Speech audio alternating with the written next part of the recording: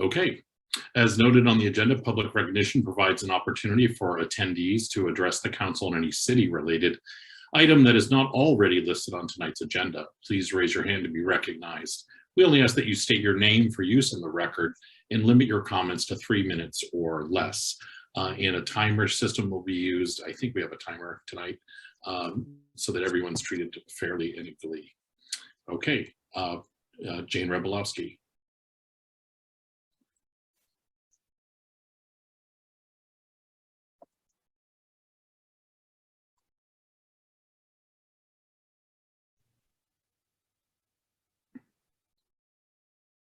Hello?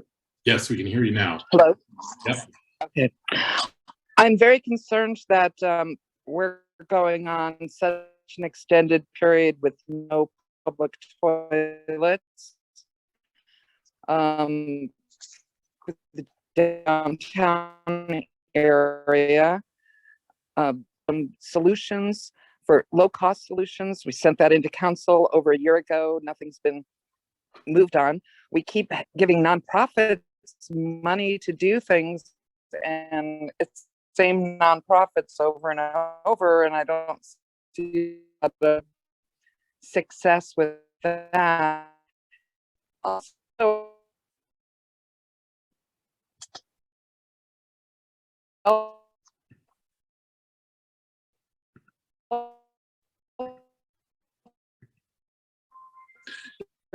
Is all right. And Rebolowski, I think you're cutting out. No dumpster there. So I wish that we could move in a dumpster at all times in that area. Mr. Rebolowski, Can you hear me now? Yeah, you were kind of cutting out, and I thought it was my internet. So I was hoping. So we definitely heard some of it, but I think we kind of lost on kind of maybe your very specific asks or pieces at the end there about the dumpster and maybe some portable toilets.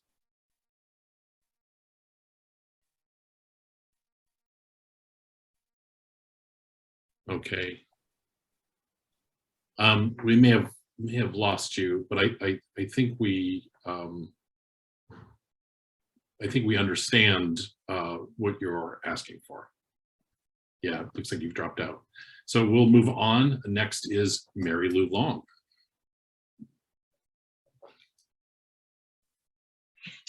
Good evening, Council. I'm standing now, and I'm inviting you to join me with the Pledge of Allegiance. I pledge allegiance to the flag of the United States of America and to the republic for which it stands, one nation under God, with liberty and justice for all. The ideals I believe in are encompassed in the pledge. I believe we are one nation that has many voices. Can you hear me? Yes. I'm not coming garbled. Okay. The ideals I believe in are encompassed in this pledge. I believe we are one nation that has many voices, but we are not supposed to become a Tower of Babel. We are to be united in one cause, the causes of freedom, cause of justice for all. God bless this land with beauty and resources that we in the Northwest have in abundance and see every day. This morning, I had the opportunity to pledge my allegiance to the flag with all that it stands for at a Boy Scout breakfast fundraiser. The unity of spirit at this meeting was heartfelt and a wonderful feeling. And as for our country being under the hand of God, I think we have been blessed by our Creator, and it is only fitting and just to give him recognition and thanks. I do have a couple of questions. When are we going to be meeting in our beautiful Norm Dix Community Hall for public council meetings? And secondly, President Goodnow, can you tell me how many people are signed on to watch City Council tonight? Well, this is not normally a Q&A, but I will let you know that there's 8 attendees, and we are mirroring the decisions of city staff and of the public health district on our return to council chambers. So there's no date given? I know there are other councils, other like Paulsbo City Council meets together in public. Other councils are meeting. So and a lot of people are sending their kids back to school. I go to the grocery store, nobody's wearing a mask. I don't understand why you in particular are not allowing public meetings. Okay. Are you done with your public comments? I suppose I am. I guess I'm not going to get any comments back from you. Your mom's word, so bye. Thank you.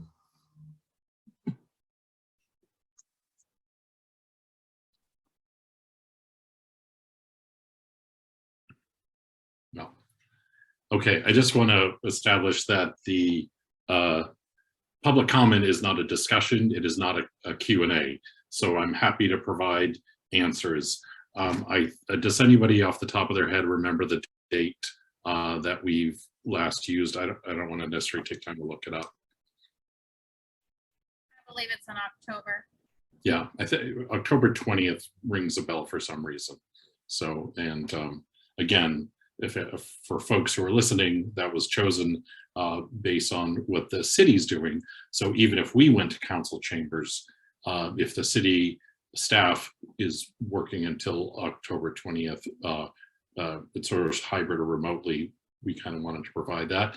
And then we're also following what the Kitsap Health District is doing. So we're going to go back and I will kind of reset the clock. Jane, if you'd like to speak again.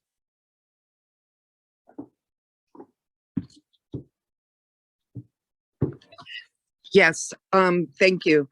The final comments I had were there's no dumpster present on Martin Luther King Way. And so the homeless population has bagged up what they can. I don't understand why a dumpster isn't there constantly. And I would like to see move forward on some public toilets right away. All right, thank you for that. So I will just reiterate that just at our last meeting, we were told that I think public works staff is regularly visiting the Martin Luther King area to pick up trash and things like that. Some of it depends on where we can place a dumpster, I would assume, and the cost of the dumpster and not having it be used for the wrong reasons and things like that. So, but I don't know if the mayor wants to add on that, but I think that is it for public comment. Yeah, pretty much, you know, we had a dumpster. It started being used as a citywide dumping area.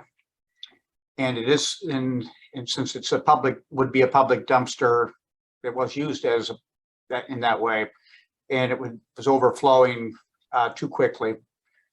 And so now we have dedicated staff patrolling downtown at least once a day and on call to pick up trash. Oh. Okay, I've got, so, all right, I see a couple more hands popped up. So we had closed public recognition, but I'll reopen it and we will go to Marwan Cameron. Good evening, Council. Good evening, Mayor. How are you guys this evening? Hope you're doing well, staying cool. Just to give you an update, I want to give a shout out to the mayor for suggesting maybe a town hall. So we're going to go ahead and go forward with that in September 28th, which is on a Wednesday at 2 p.m. A lot of folks have signed on to come in and dialogue and have conversations centered around what's going on down in MLK.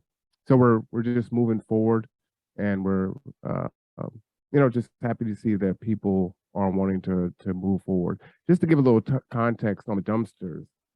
The dumpster was, I believe, on private property in that Diamond parking lot, and it was being overfilled. I don't know if the folks from the city were going onto private property and dumping it as it was overfilled. But now that that dumpster is gone, that once a day, isn't picking up all the trash that is there. And so I do understand that other folks in the community were driving by and filling up the dumpster, which is horrible because then that blame gets pushed on the folks that are experiencing homelessness down there, and that's not even them doing it. And so they do need to have a dumpster there. I think one of the solutions is to increase the frequency of dumping it. Maybe it needs to be dumped twice a week because clearly there's enough demand for that. And if there is a patrol that is going by, you've got the police department that's coming by. Maybe they try to keep an eye on that dumpster and try to catch folks that aren't using it, that aren't in that neighborhood, that are just trying to dump trash off. But I thank you for your comment. I look forward to seeing you guys at the breakfast. Thank you. Thank you. Next will be Jeff Campbell. Thank you. Yeah, just a little more background on the dumpsters and down there. So the people who were crouching in the shade that was provided by the old rescue mission, they were given permission by the people who owned that property, which is the Pacific PCHS. After everybody spoke out last week, apparently somebody got a call from somebody who said, you need to get those people off that property. And so they were immediately asked to leave that property. And it's been I don't know, a constant, what do they call it? Permanent no trespass area now. So anybody who steps in that little area of shade now gets arrested. So everybody's pushed now to the street. They're pushed now to the sidewalks. Then they venture up that little mountain up by the community center where there's a little shade on the hill. Police are circling regularly now to tell them, no, that's also private property. Get back off there and onto the sidewalk. Meanwhile, trash is building up because they're not allowed on the property where the trash cans now sit beautifully in this empty, completely nice empty parking lot. That's not my view of a good city, but maybe it's somebody's view. So with the trash, I think, just put trash cans down there in the street for people. Why? I don't understand why you take away trash because the rest of your citizens can't afford to dispose of their trash either. Why? How does that, so they dump it with the people who have nothing and, oh, well, they're obviously who we need to take the trash away from. How about you try supplying trash bags or something for the rest of the community? I don't know. It seems like that's a basic city function. Trash care is not being taken care of the city. And that's a whole nother why. Why is that trash care not being taken care of, Mayor? That seems like that is directly your responsibility. Thank you. All right, thank you. Next we'll go to Michael Akey. Good, just made it in time. So I do have a couple of questions, and I do understand this is not a question and answer session, but it's more to provoke thought.